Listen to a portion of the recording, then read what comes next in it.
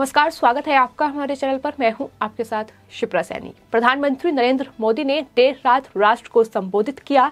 प्रधानमंत्री नरेंद्र मोदी ने ऐलान किया कि हेल्थ केयर वर्कर्स और फ्रंटलाइन वर्कर्स को वैक्सीन की प्रिकॉशन डोज यानी बूस्टर डोज लगाई जाएगी। प्रधानमंत्री नरेंद्र मोदी की इस घोषणा के बाद क्रेडिट लेने की होड़ मच गई है। तमाम विपक्ष के नेता दरअसल क्रेडिट लेने में जुटे हुए हैं।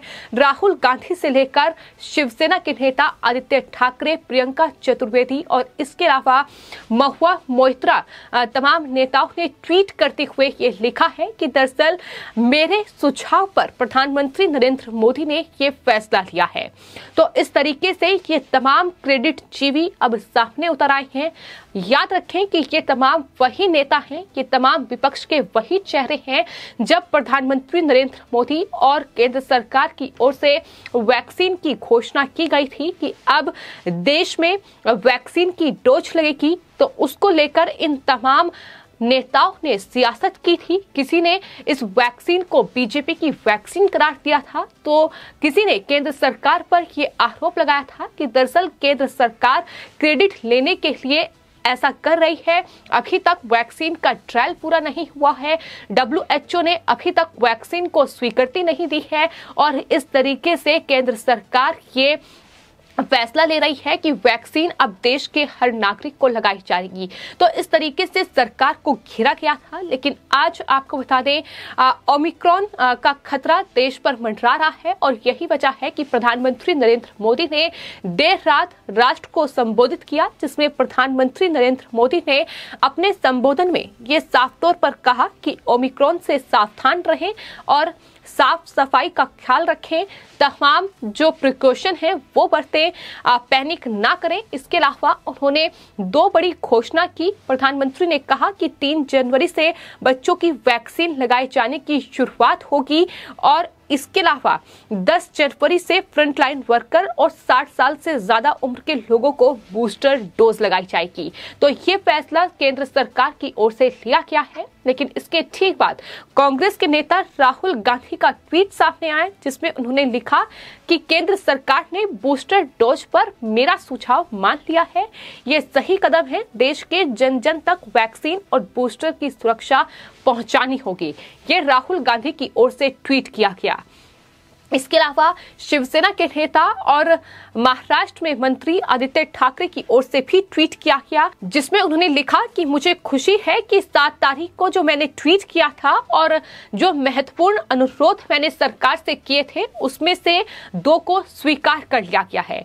यानी इस तरीके से अब ये तमाम क्रेडिट लेने की होड़ विपक्ष में मची हुई है और यही वजह है कि प्रीति गांधी, जो कि बीजेपी के नेता है, उनकी तरफ से ट्वीट किया गया और लिखा गया है कि पहले आप लोग आपस में ये तय कर ले कि आखिर प्रधानमंत्री नरेंद्र मोदी जी ने किसके कहने पर बूस्टर डोज का ऐलान किया है। क्योंकि जिस तरीके से विपक्ष लगातार ट्वीट कर रहा है, राहुल गांधी, आदित्य ठाकरे, महुआ मोइत्रा, प्रियंका चतुर्वेदी और यहां तक कि राजस्थान के मुख्यमंत्री अशोक गहलोत, जिन्होंने प्रधानमंत्री नरेंद्र मोदी के इस ऐलान का स्वागत तो किया, लेकिन कहीं ना कहीं क्रेडिट लेते नजर आए। तो ऐसे में उनकी तरफ से ये कहा गया है कि पहले ये विपक्ष तय कर ले कि किसके कहने पर प्रधानमंत्री नरेंद्र मोदी ने ये ऐलान किया है। इतना ही नहीं, अब विपक्ष के इन तमाम ट्वीट पर और इस तरीके का जो क्रेडिट लेने की होड़ विपक्ष में मची हुई है, उसको लेकर लोग राहुल गांधी, आदित्य ठाकरे और इन तमाम नेताओं का मजाक भी बना रहे हैं। उनकी तरफ से कहा जा रहा है कि बूस्टर डोज पर प्रधानमंत्री ने मेरी सलाह मान ली।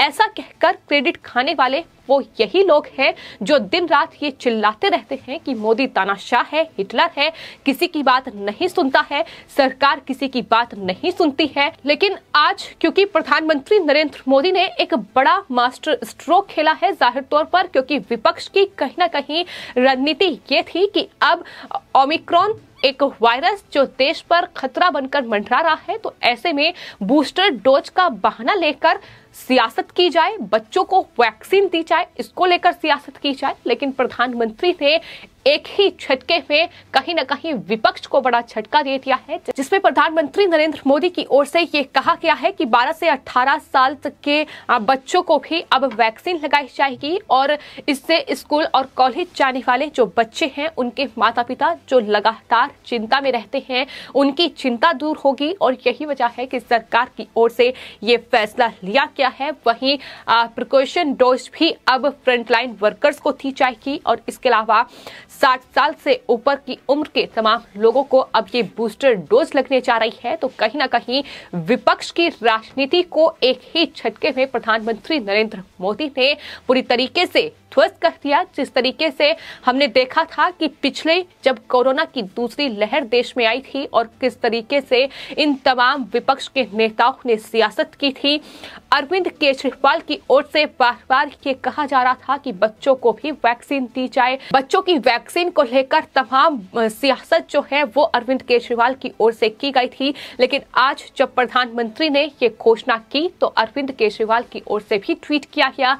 उन्होंने लिखा कि मुझे खुशी है कि आज प्रधानमंत्री जी ने फ्रंटलाइन वर्कर के लिए बूस्टर डोज का ऐलान किया है। बूस्टर डोज सबको लेनी चाहिए और इसके अलावा 15 से 18 साल के बच्चों को अब वैक्सीन लग पाएगी। ये बेहद अच्छी बात है। ये अरविंद केजरीवाल की ओर से ट्वीट किया गया है, लेकिन जिस तरीके से तमाम विपक्ष के नेता महुआ मोइत्रा की ओर से ये ट्वीट किया गया कि मोदी जी ने सुन लिया 60 साल से अधिक और फ्रंटलाइन वर्कर के लिए बूस्टर आखिरकार।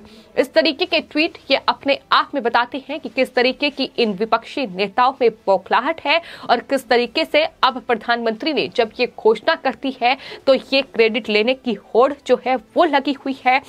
प्रधानमंत्री ने जो अपना भाषण दिया 13 मिनट के इस भाषण में 3 बड़े फैसलों की उन्होंने घोषणा की और इसमें उन्होंने बताया कि 12 से 18 साल की उम्र के बच्चों को भी अब वैक्सीन की डोज दी जाएगी और 3 जनवरी से इसकी शुरुआत होगी, यानी ये वैक्सीनेशन प्रोग्राम बच्चों के लिए चलेगा। इसके अलावा जो फ्रंट लाइन वर्कर हैं और 18 साल से ज्यादा उम्र के जो नागरिक हैं उन्हें अब बूस्टर डोज दी जाएगी ताकि जो तमाम वायरस का जो खतरा देश में मंडरा रहा है उससे कहीं ना कहीं निपटने में कारगर साबित हो। और इसके अलावा प्रधानमंत्री ने ये भी जानकारी दी कि जल्द ही हमारे देश में नजल वैक्सीन और दुनिया की पहले डीएनए वैक्सीन भी शुरू होगी। तो ये भी प्रधानमंत्री नरेंद्र मोदी की ओर से जानकारी दी गई।